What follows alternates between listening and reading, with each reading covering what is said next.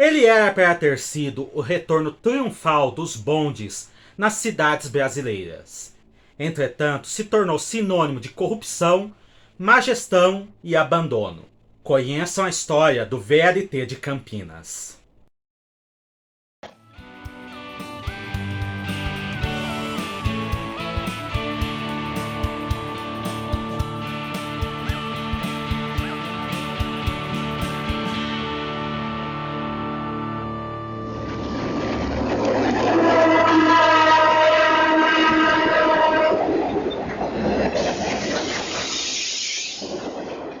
E aí pessoal, tudo bem? Antes de mais nada, considere se inscrever no canal se você ainda não é inscrito, ativar o sininho das notificações e se gostar deste vídeo, deixe seu like, pois isso fortalece bastante nossas atividades.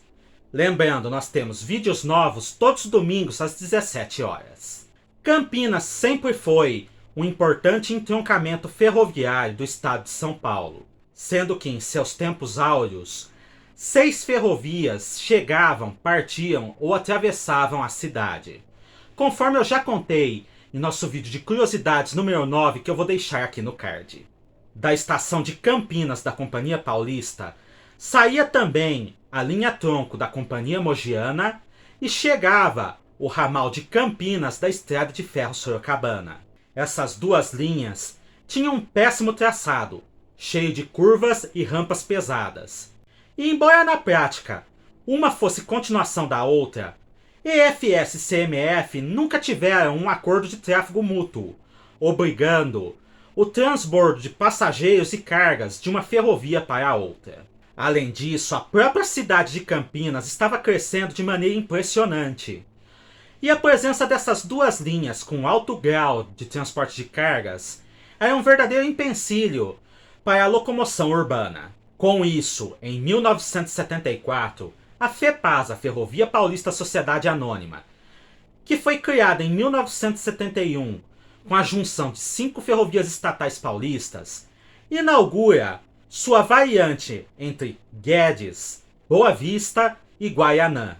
Essa linha, que passa pelo bairro de Boa Vista, então bastante distante do centro da cidade das Andorinhas, tinha o duplo propósito de servir a então recém-inaugurada Replan, refinaria de Paulínia, bem como também retirar o tráfego cargueiro de trens da Sorocabana e Mogiana do centro da cidade de Campinas.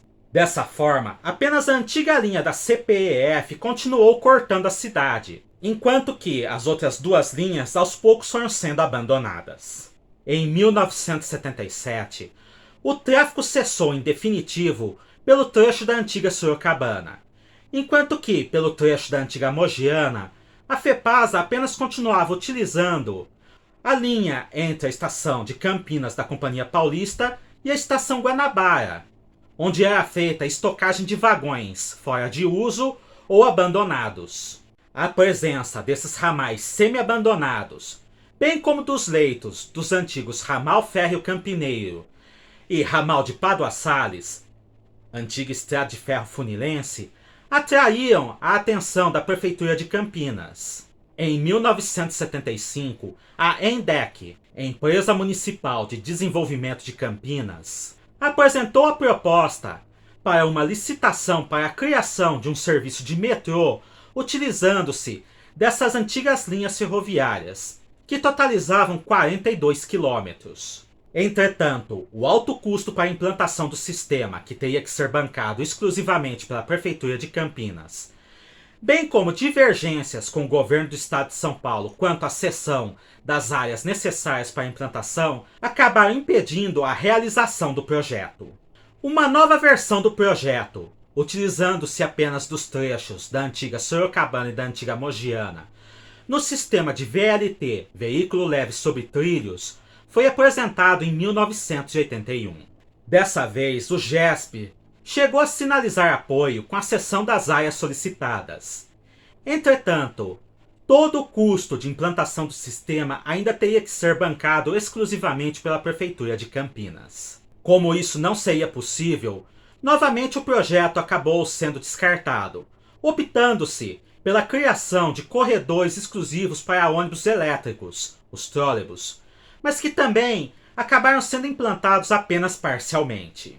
Isso acarretou em uma grave crise no transporte coletivo da cidade entre o final de 1989 e o início de 1990. Foi quando o então prefeito Jacob Tarr procurou o então governador do estado, Orestes Quercia, para avaliar novamente a utilização dos leitos ferroviários para a criação do sistema de VLT. Quercia, que já tinha sido prefeito de Campinas na década de 1960, viu naquele projeto uma excelente oportunidade para turbinar a candidatura de seu sucessor ao governo do estado de São Paulo, Luiz Antônio Fleury Filho, nas eleições de novembro daquele mesmo ano. O projeto preliminar ficou nas mãos da prefeitura de Campinas, enquanto Quercia entregava para a FEPASA a responsabilidade para viabilizar o projeto final do VLT de Campinas. Em junho de 1990 foi entregue o projeto final, que englobava a criação de duas linhas principais, chamadas Norte e Sul.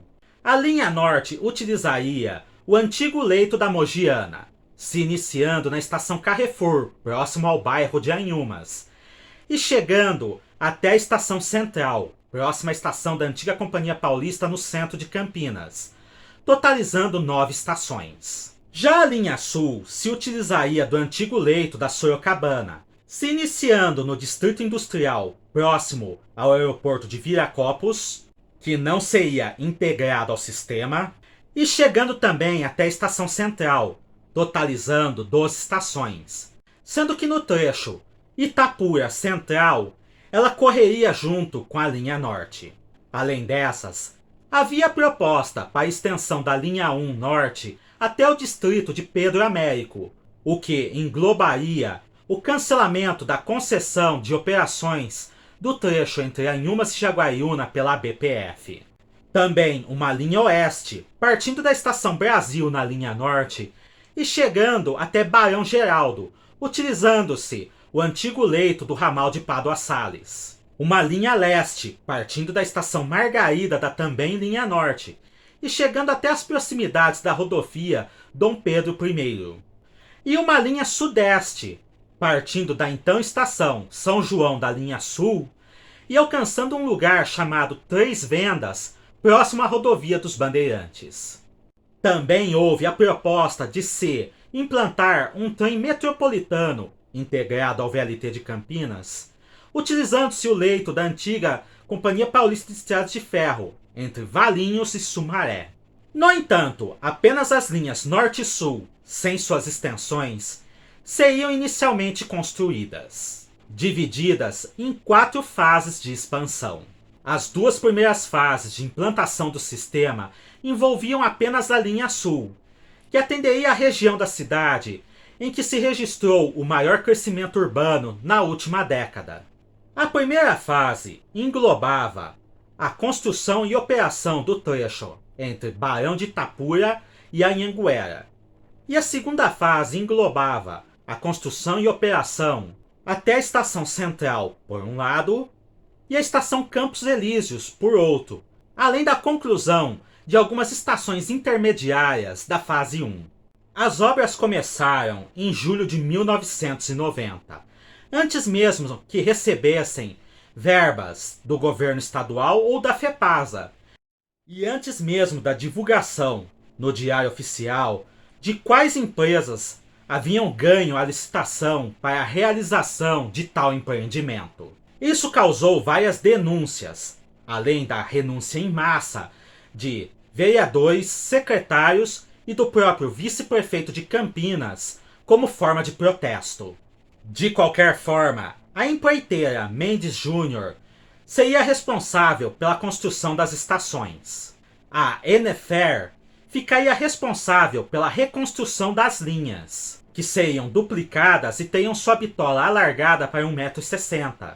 E a Cetepla ficaria responsável pelos trabalhos de eletrificação, que seriam em 750 volts em corrente contínua.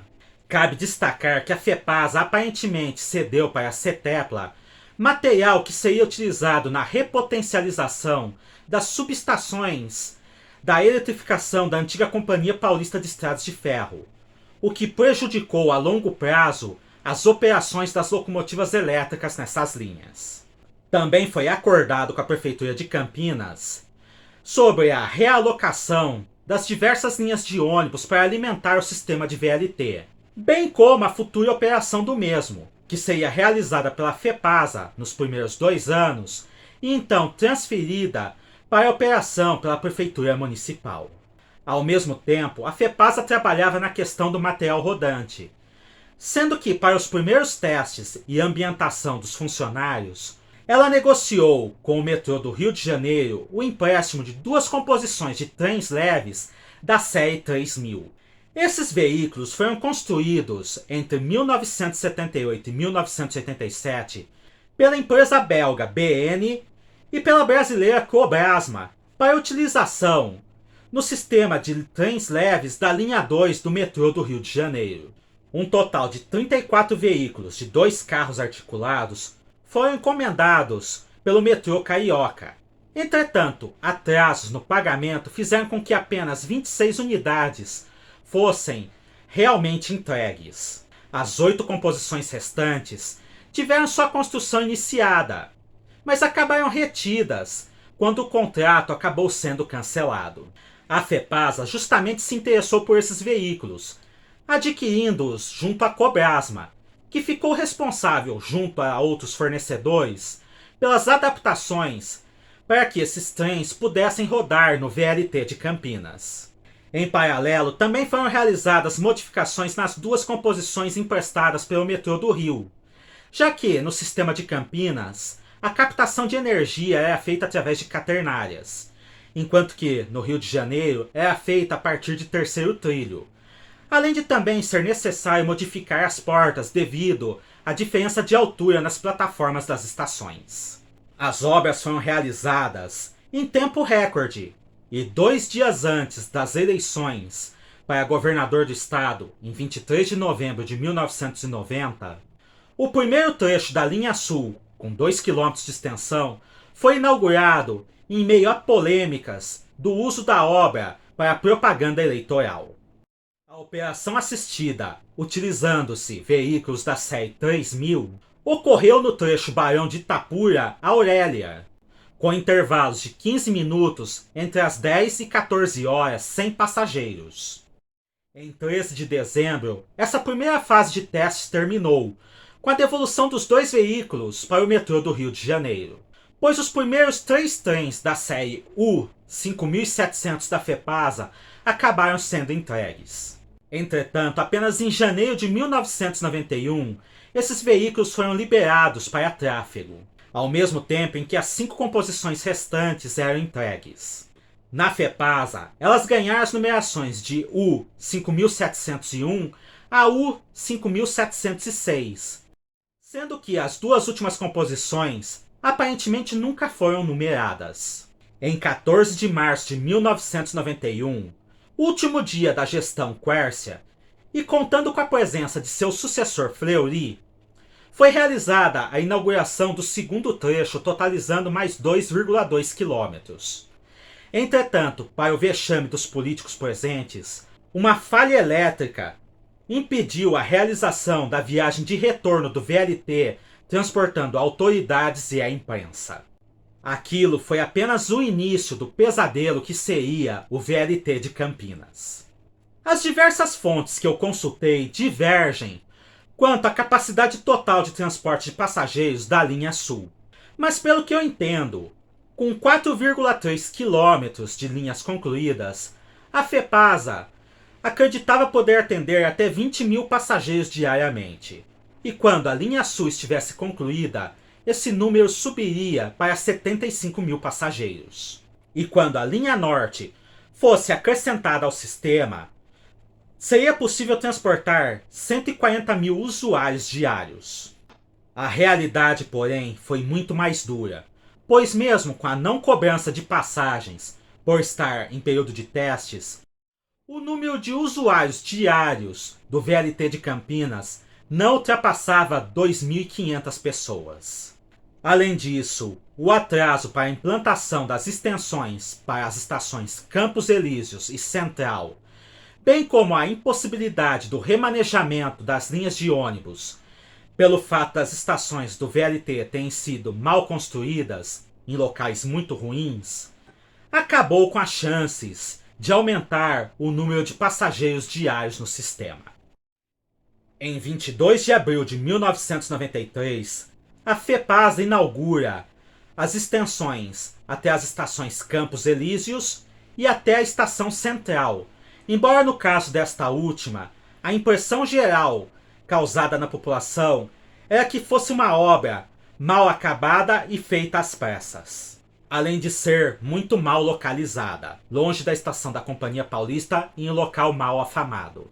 Nessa data, a empresa também anuncia o fim do transporte gratuito de passageiros nos 7,9 quilômetros construídos de VLT, bem como o adiamento da construção das estações restantes da linha Sul e da implantação da linha Norte. O número de passageiros, que a duras penas havia alcançado 8.000 usuários diários, caiu para apenas 4.000, e nunca mais ultrapassou a marca de 6.000 passageiros por dia.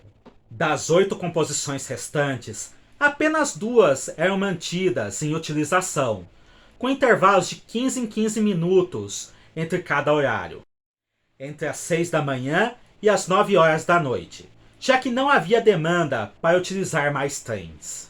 O custo total para a implantação da linha Sul em 1990 era estimado em 90 milhões de dólares.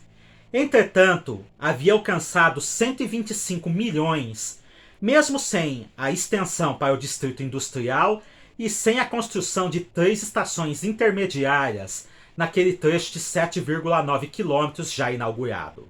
E a nova gestão municipal, que assumiu naquele ano, recusou-se a receber e operar o sistema de VLT, que arrecadava aproximadamente R$30 mil mensais, mas custava R$400 mil de operação. Diante de tal quadro, a FEPASA assina um contrato emergencial com a empreiteira Mendes Júnior para que essa opere o VLT de Campinas mediante o pagamento de R$700 mil mensais por parte da estatal paulista. A FEPASA também iniciou estudos para a implantação da linha Norte até a estação Taquaral, bem como para a implantação do TIM, trem intrametropolitano, entre Sumaré e Valinhos.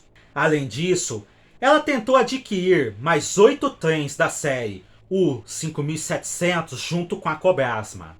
Todas essas obras, segundo estimativas da estatal paulista, custariam mais 60 milhões de dólares. No entanto, naquele momento, o GESP se encontrava com uma situação financeira extremamente precária, não sendo possível custeá-las. Além disso, a própria Cobrasma se encontrava em situação pré-falimentar, não podendo atender a encomenda de mais veículos, que seriam até mesmo supérfluos, já que, dos 8 veículos existentes, apenas 2 continuavam sendo utilizados. Em 1995, a nova gestão estadual do governador Mário Covas decide preparar a FEPASA para a privatização. E uma das prioridades é a desativação das operações do VLT de Campinas. Em 17 de fevereiro de 1995, ocorre a última viagem do VLT, sendo que o exato momento em que a última composição tem seus pantógrafos abaixados e a estação tem suas luzes desligadas, foi registrada por um fotógrafo anônimo. Os 150 funcionários do VLT acabaram sendo demitidos, sendo que, nessa data, ele transportava cerca de 6.000 passageiros diários e rendia cerca de R$500 mil mensais de prejuízos para a Mendes Júnior, valor que era repassado à FEPASA.